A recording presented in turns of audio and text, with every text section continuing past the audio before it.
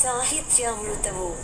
సాహిత్యామృతము అను ఈ శీర్షికలో మధ్య పట్టికలోని 4 తెలుగు పదములందు ఖాళీగా వదిలి వేయబడిన ఆ మొదటి అక్షరములేమిటో ఆ పట్టికకు ఇరువైపులా ఉన్న తెలుగు మరియు ఇంగ్లీష్ పదముల ఆధారముల సహాయముతో 1 నిమిషములోగా పూరించండి.